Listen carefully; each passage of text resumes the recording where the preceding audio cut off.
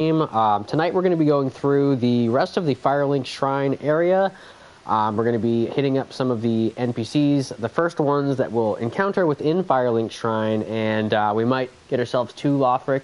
It'll probably be a relatively concise episode, as I don't want to be spending too much time. It's getting kind of late, and you know how the connection gets when it gets kind of late in your area.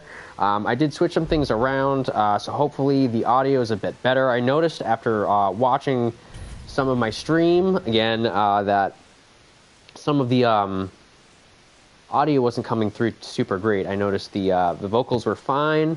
However, I felt that the cutscenes were kind of low, and just the game volume, combat, NPC voice volume was kind of low. So we're going to go through again and kind of slowly look at everything in Firelink Shrine this time.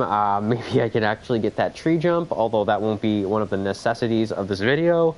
But we will have in-depth conversations with each NPC that is here, as we do want to kick all those quest lines off in a manner that we can complete as many of them as we can. So we're gonna get this going here. So we're gonna do the rest of the dialogue for the Firekeeper first.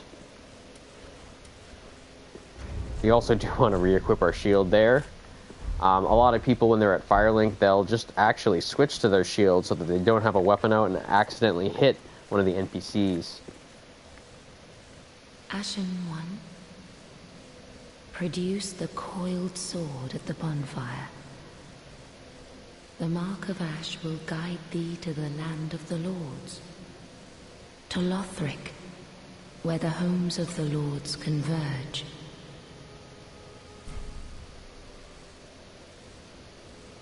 Now, one of the things that you can do with the Firekeeper is you can level up. Leveling up is how you adjust your overall soul level. You can put points into each specific stat. Pretty much here, you can see the window where you can level up. We're going to be wanting to stay inside our recommended soul range. So at going into the High Wall of Lothric, you really shouldn't be above a level 12. Being as though we're already a level 9, probably won't bring myself up above level 10 just yet. We are going to take this very conservatively at first.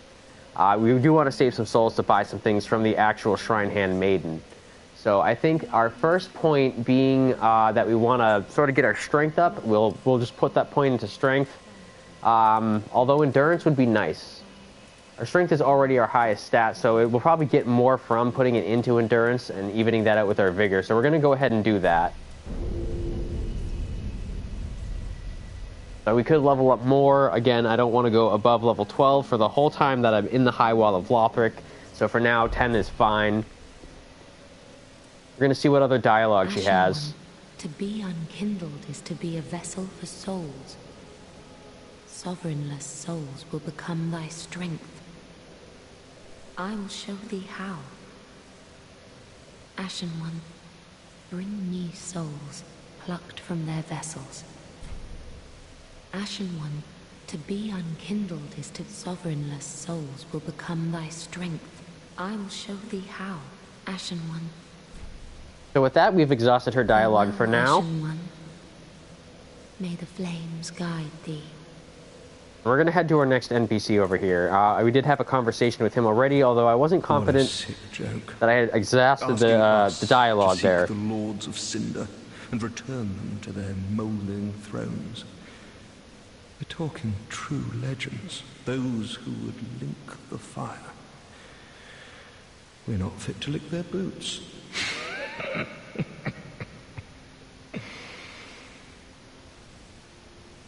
What a sick joke. Asking us to see talking true legends.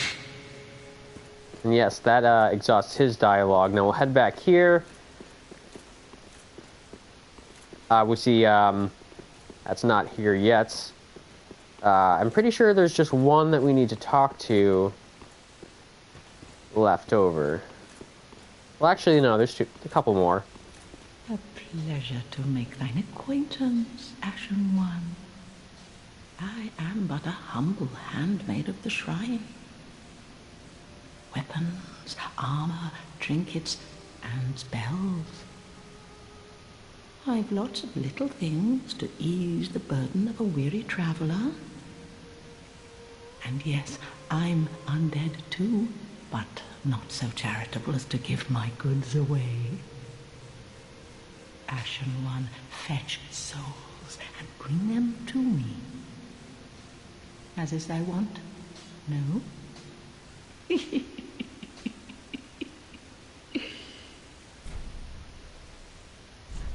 So inside of this menu, the main thing that we really want to pick up right now is the White Sign Soapstone. This is a PvP item. We're going to need this to be summoned by our friends when we play the game.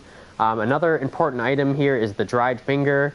You're going to need that in order to summon more than 2 phantoms. That will also allow you to get invaded by more than 1 invader. So picking up the White Sign Soapstone is a little bit more cost-effective for us to do. We're going to go ahead and do that right now. Inside of here, there's a couple weapons that we could pick up. A dagger would be really nice. Short sword we could go ahead and do. As mentioned earlier, we're going to be a strength build. So starting out with the weapon that we have, which I'm pretty sure is the longsword, is an incredible choice for us. The claymore will become available to us later, so we're going to leave that as our plan for now. I think having a dagger would be nice, but since we can afford the Dried Finger, knowing how important that is, we're going to go ahead and pick up the Dried Finger, and we have just enough left to go ahead and get that dagger as well. So that kind of builds out the class a little bit more. We have a sidearm. With 83 souls left, there's not much that we can buy. We'll just kind of flip through this menu here. No rings for us just yet. So I think the best thing for us to do really would be to get some, I'd say some arrows for now. Kind of get those souls down as much as possible. See what else she has to say. Ashen One, if my wares are not to thy satisfaction, bring me umbral ash. With ash, I'll fashion new wares. Is it not our sorry fate to sup on death?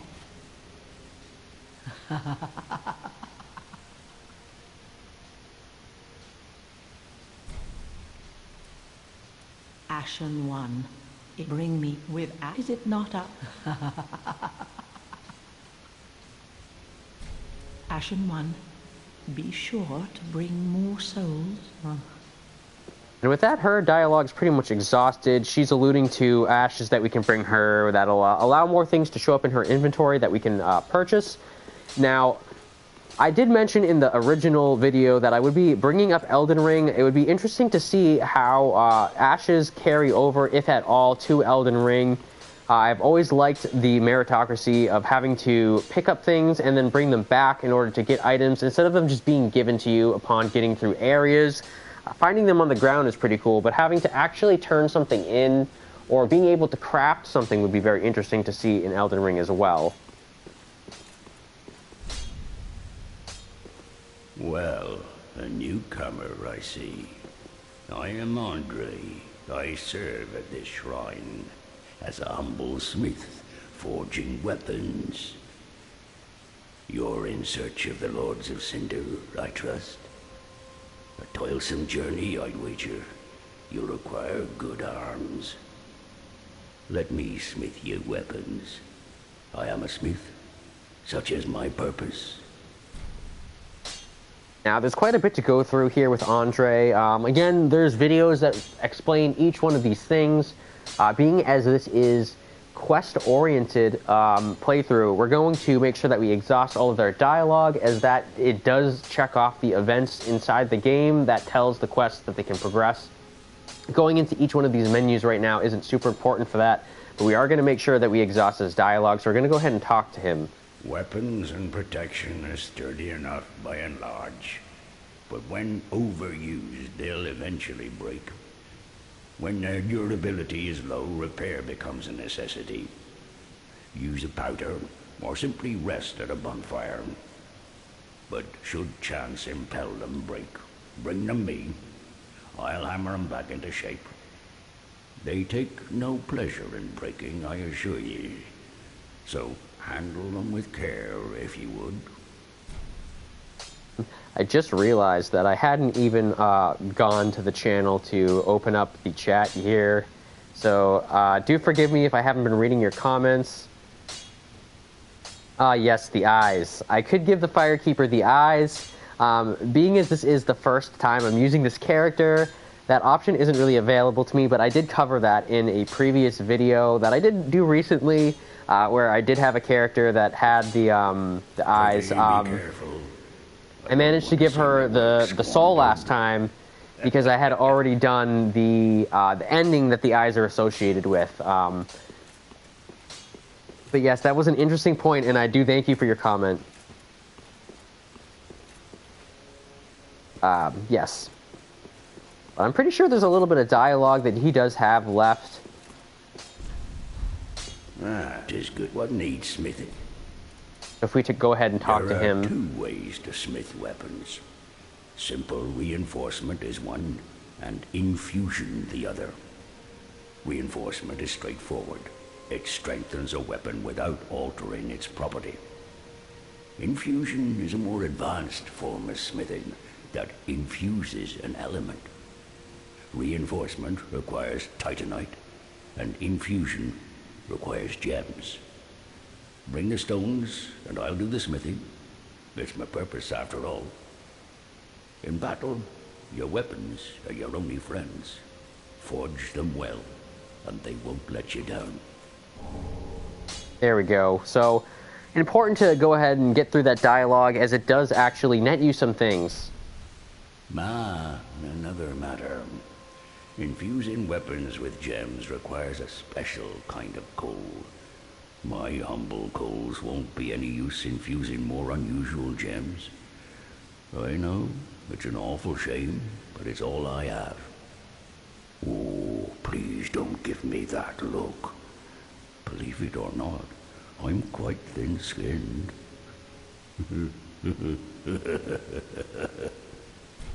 Oh, Andre, we've got nothing but respect for you. Oh, by the by, if you find any Estus shards, bring them here.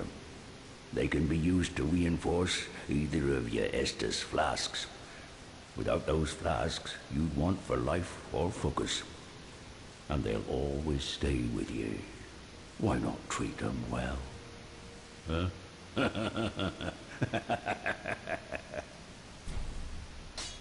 So he was referring to essentially this part of the menu. We don't have any of those right now, so we're not able to do that yet, but as we go through the game and we pick up our Estus shards, we'll be able to upgrade our Estus flasks. That'll give us more drinks, and as we get the Undead Bone shards, that'll make the actual gulps themselves bigger. It's kind of easy to confuse those two things, but those 2 items are very important for our overall health bar management as we go through the game. Weapons and protection is but when they're used, but sure, they take so. So now that we've got that line again, we've exhausted his dialogue, we've gone ahead and we've gotten our gesture. So Pretty be careful. I don't want to see my work squandered. pretty much takes care of the dialogue there. The only thing left to do really here at Firelink would be to go ahead and go outside and do the rest of what's there. There aren't any NPCs left on the first floor here. On the second floor, there will eventually be more of them. The only other person we have left to talk to right now is another NPC that is very important to what you can do with boss souls in this game. All that unkindled, and a seeker of lords. I am Ludleth of Corland. Look not in bewilderment as I say. I linked the fire long ago, becoming the Lord of Cinder. If substantiation be thy want, set thine eyes upon my charred corpse. This sad cadaver, no need to be coy. Have a closer look. So right now, we don't actually have the item that we need to go ahead and use the boss souls. We do have one boss soul already from Gunder, or Gundyr, however you want to pronounce it. It's quite debated. But anyways, we'd be able to use a particular item that we will get shortly to go ahead and transfer the boss souls into actual usable items. But for now, we'll just go ahead and make sure that we have his dialogue exhausted. Knowest thou of our purpose? 5 thrones will take 5 lords as kindling for the linking of the fire. The fast-fading flame must be licked to preserve this world. A reenactment of the first linking of the fire. So it is, I became a lord of Cinder. I may be but small, but I will die a colossus. Knowest thou of our purpose? 5, I'm... And with that, his dialogue is exhausted as well, so now we can kind of hop back down here. Feel a little bit bad that I jumped away from him so quickly. I'm gonna go ahead and sit down at the bonfire, and now we can do the rest of the outside of the Firelink Shrine area. Kind of want to do that tree jump to get the item up there, as we do have plenty of ring slots available for us to use. I figure it would be a little bit painful for me to subject you to any more of that, so we're going to go ahead, hit the outside of Firelink Shrine, and we'll go ahead and we'll do those enemies that we missed. The first thing I want to do is... Well, why would we walk there? It's quite ridiculous to walk there when I think about it. We'll go ahead and show off the bonfire mechanic here.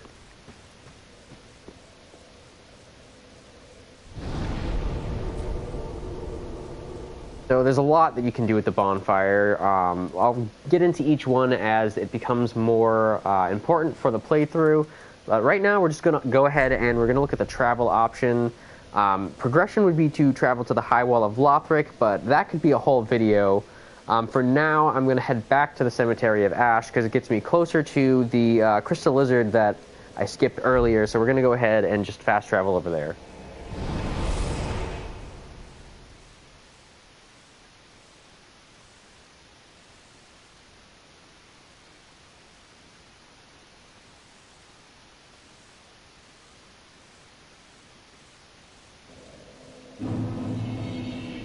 All right, now that we're back over to the Cemetery of Ash, it's just a short little backtrack.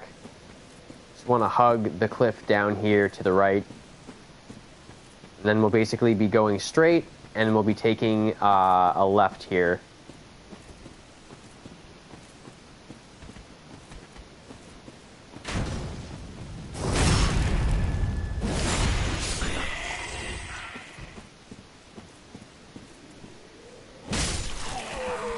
Quite incredible the work that the longsword puts in early game. I'm hoping that these levels are much better for you guys. I felt that the combat was a little bit on the verge of being too quiet.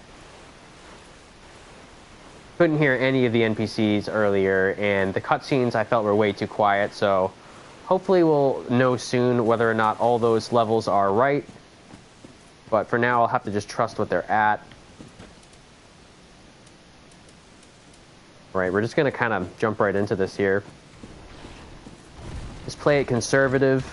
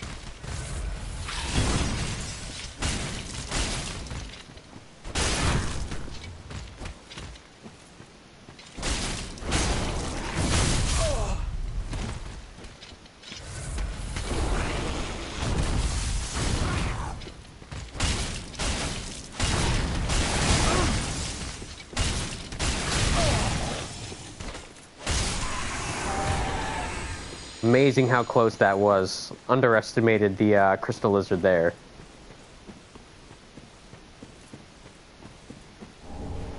out of the way, and pretty much head back to the bonfire, because we sure as hell need it.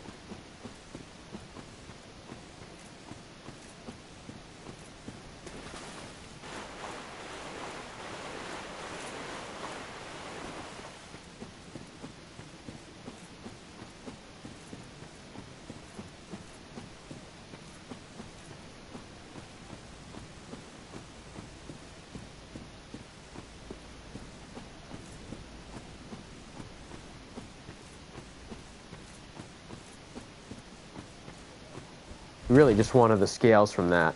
That's the main reason. Just gotta check something here.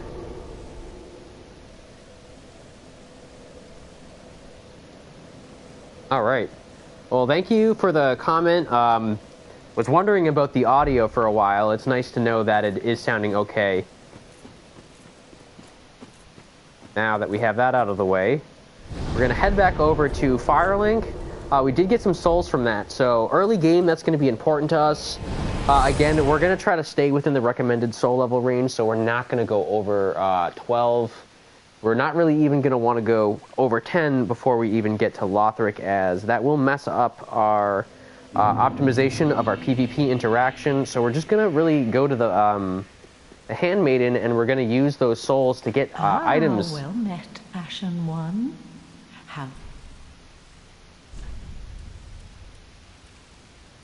So we'll go ahead and we'll kind of build out our loadout a little bit more. There are some shields in here. There's some more armor. Switching things out is sort of important in this game right now, so having another armor would be nice. We can actually afford to pick up an entire another armor set, so we're going to go ahead and get something lighter in case we have a heavier weapon. Being a strength build, we're bound to encounter needing a heavier weapon. There's other shields in here. We're going to go ahead and we're going to get the Warrior Round Shield. That's a really good one. We have enough where we can still afford to do the Short Sword. And we'll pick up a Homeward Bone just in case. But we'll probably be getting a lot of those as we go through. We'll get some Prism Stones for fun. And that leaves us with one soul. No big deal if we lose that.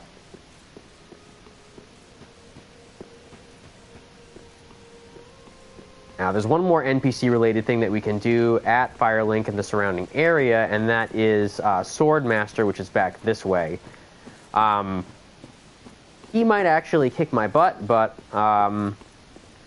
being a knight and having this armor is very helpful. He's kind of begging to be kicked off the edge here, so that's always a good strategy to use.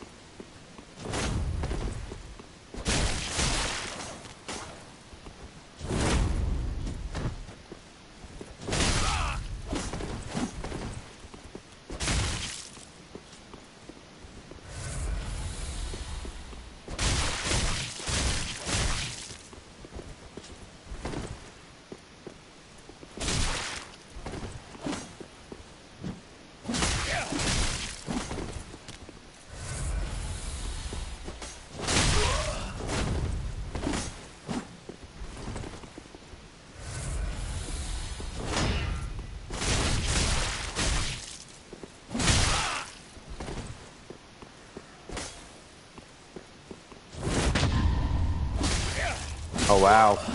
How embarrassing. Swordmaster is no joke. Well, the first death had to come sometime.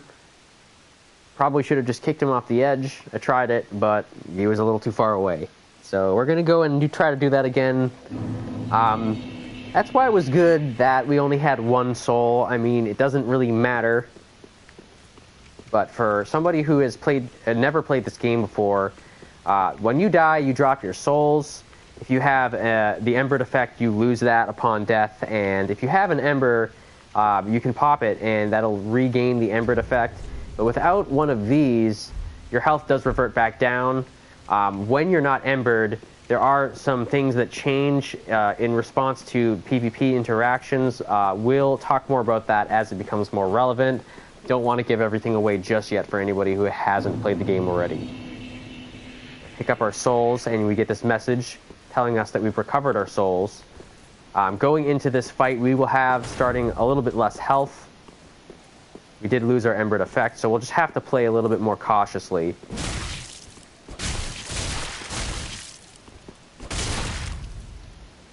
And we just kicked him off there. We didn't even kick him. We just kind of edged him out. He's gone now. It's almost like the game is just begging for that to happen. Interestingly enough, now that he's dead, we have a shiny in this tree.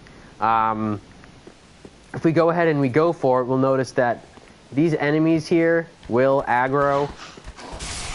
So it's kind of not that it's important, but it's nice to take them out first.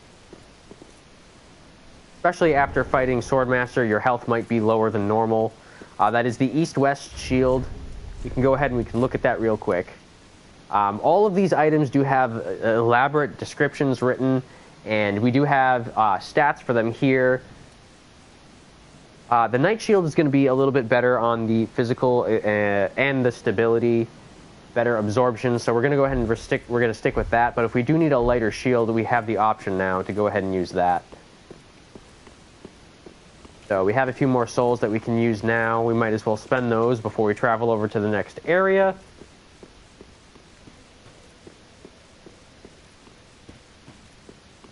Ah, well met, Ashen One. How may I be of service?